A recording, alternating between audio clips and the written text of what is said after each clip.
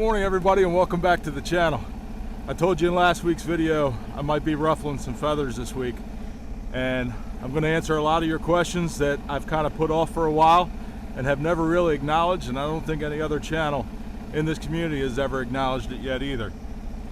But those questions are going to be answered today. You might think something like this is the only thing you need a CDL driver's license for. And while that is true, it's not always the case.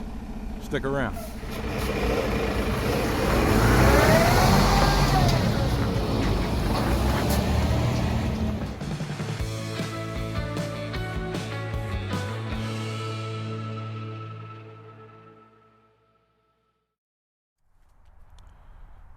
Alright, so if you're new to the channel, or if a search for content of this nature has brought you to this video today, I just want to take a moment for the new people and kind of qualify myself here a little bit before we talk about what we are going to talk about. I am a retired Maryland State Trooper, and I served for almost 25 years. And for during 7 of those years, I worked in the Commercial Vehicle Enforcement Division. So today we're going to talk a lot about some DOT regulations. We're going to talk about CDL driver's license, and not only CDL driver's licenses, but once you get into that category, what else you fall into as well. So it's kind of a wormhole. It goes way down deep. There's a lot of stuff to know. There's a lot of knowledge to have. I'm going to cover some very basic information today, and hopefully clear up some of the questions that I've been receiving over the past probably 2 or 3 months, especially since the dump truck came on board here in the yard. And hopefully I can answer those questions. I'm sure I will generate some more questions, and if that happens, please don't be afraid to drop your questions in the comments. I'll do my best to answer them for you. Or you can join us on the live stream tomorrow night. Is the Thirsty Thursday live stream, and we can have a chat there about a lot of questions that I'm sure this video is going to generate. There's going to be some things that I talk about that you're not going to want to hear. There's going to be some things that you're like, I'm not doing that. I'm not even getting in that boat. And I was kind of in the same position for the past couple of years. I attempted to avoid it. I wasn't getting involved in it. And now I've grown to the point where I feel like I kind of need to do the right thing. So we'll talk about all that today. Just wanted to qualify myself real quick for those new people. Thanks for being here. If you enjoy this kind of stuff, please like, subscribe, and let your friends know about the channel as well. Let's get into it. All right, so a lot of what we're going to talk about today comes from the FMCSA, the Federal Motor Carrier Safety Administration, which is the federal government body that governs all commercial vehicles across the entire country and Canada. Now, you might think that you're not operating an interstate truck, you're not crossing state lines.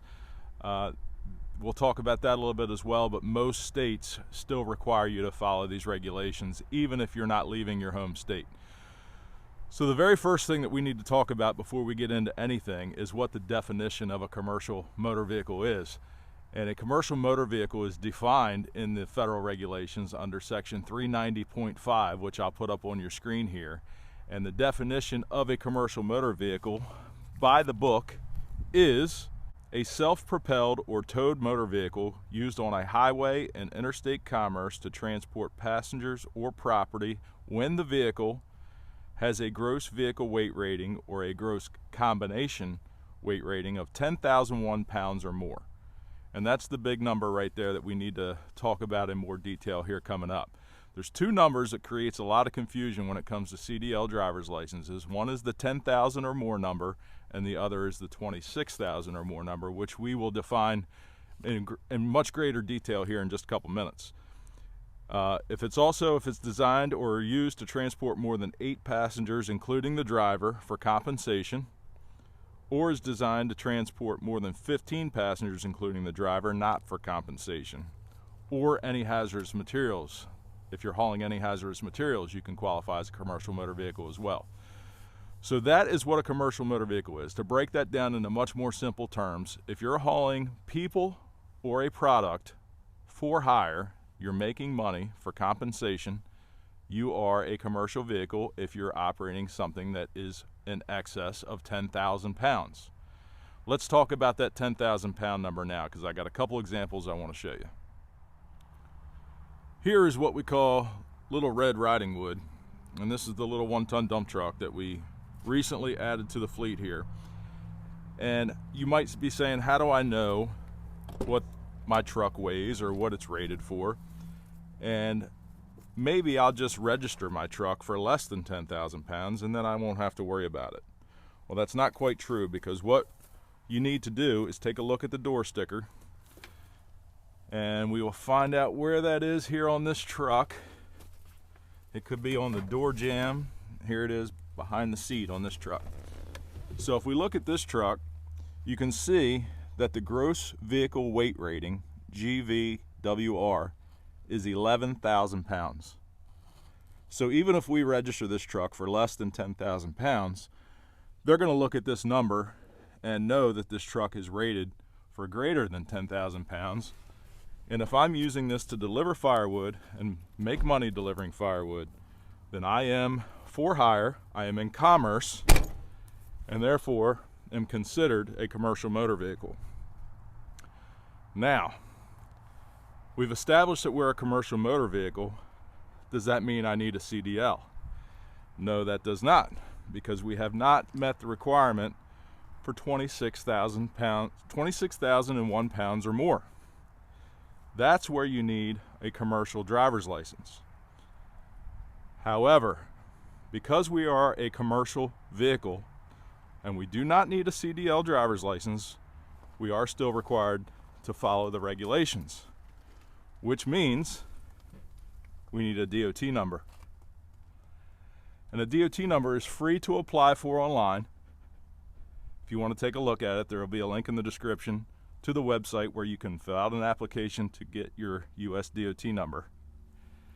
In addition to having that, you need to have a DOT physical card, a medical card from a doctor, a certified doctor, stating that you are physically qualified and medically qualified to operate a commercial motor vehicle. Like I said, a lot of this is going to get a little confusing to you. It's a lot of information to try to learn, and it's a lot of information to try to figure out where you fall in the category. I'm very much trying not to muddy up the water too much for you all today and keeping it very basic. A DOT medical card you can get from a certified doctor in your area, and they will issue that, and it will be valid for up to 2 years. Now, they can make it less if you're having blood pressure problems or diabetic problems or whatever you may have. They can issue it for less, but they cannot issue it for longer than 2 years. That is something that you have to carry with you in the vehicle anytime you're operating. Now let's talk about my pickup truck, because this is another area where it gets a little confusing. Here's the pickup truck. It's a 2005 Dodge Ram 3500, and we just looked at the dump truck, so we know the first thing that we need to look at is what the manufacturer's weight rating is on the vehicle. So let's walk over here, we'll take a look at it. We'll open the door and see where we can find the sticker. And on this vehicle, it's right here inside the driver's door. So if we look at this, the gross vehicle weight rating for this vehicle is 12,200 pounds. So we have exceeded that 10,000 pound mark. So does that mean that this is a commercial motor vehicle? Well, that all depends on how you answer the question. This is my personal truck. I use this to haul the family around. We pull our camper with it. We go camping. We pull the boat with it when we go out on the boat. This is my personal truck. The majority of the time, I am not in commerce with this truck.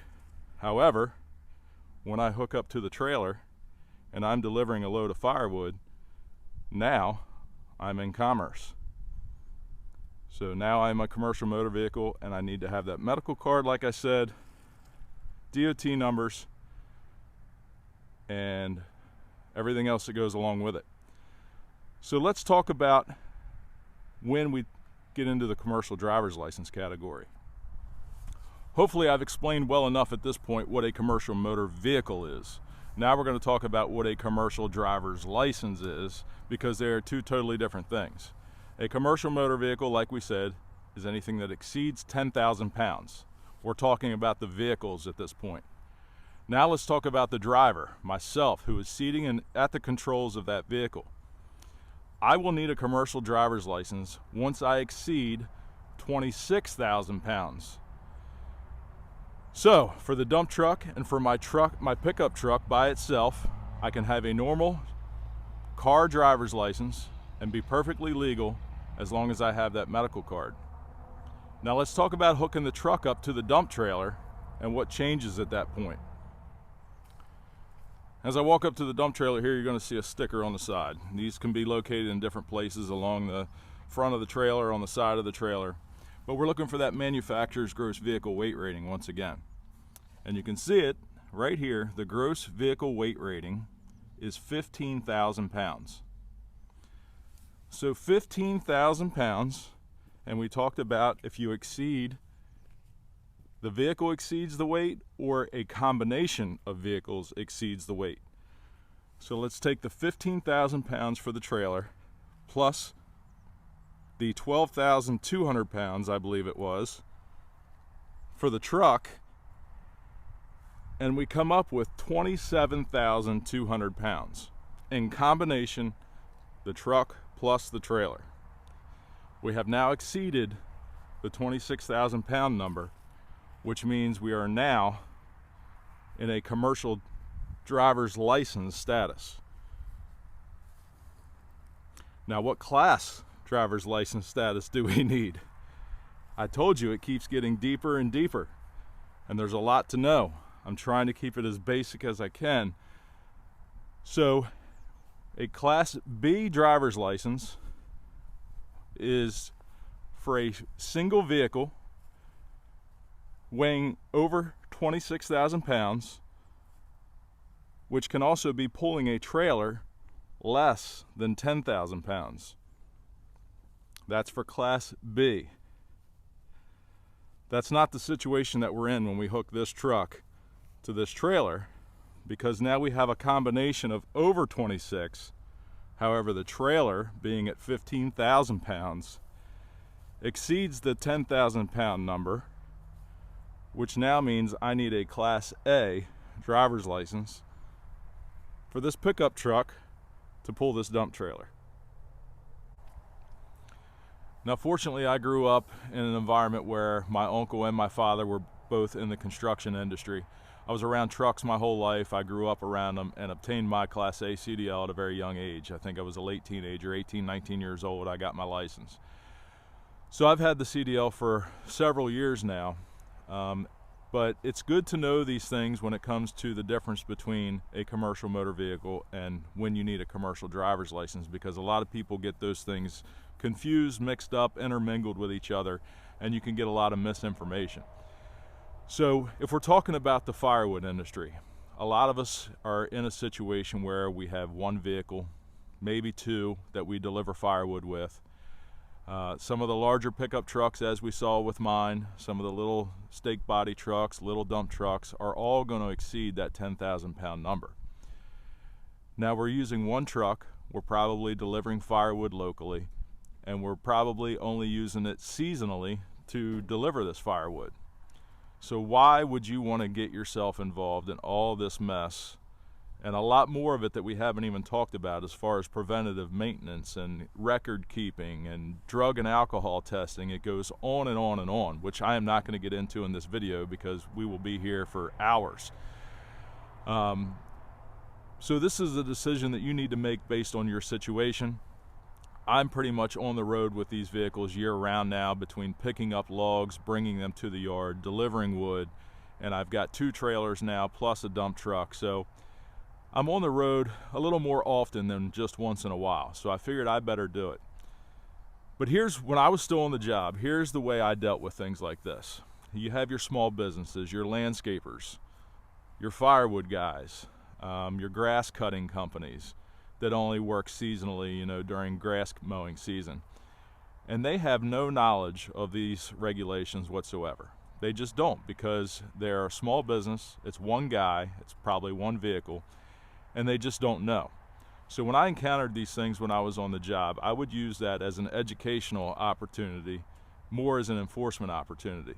And I like to think that a lot of my colleagues that are still on the job are doing the same thing.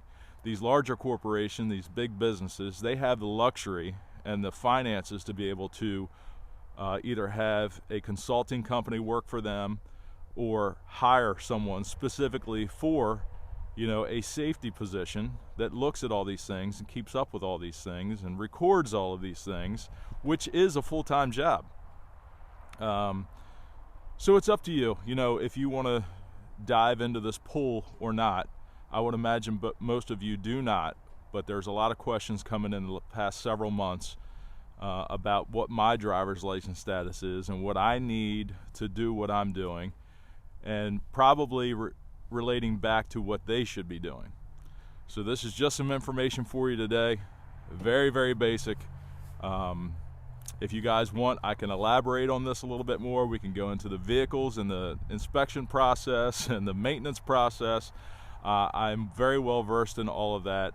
I was highly trained during my time with the department, and I'm still doing some of that now in my part-time position as safety director for the dump truck company that you saw me driving there in the intro of the video.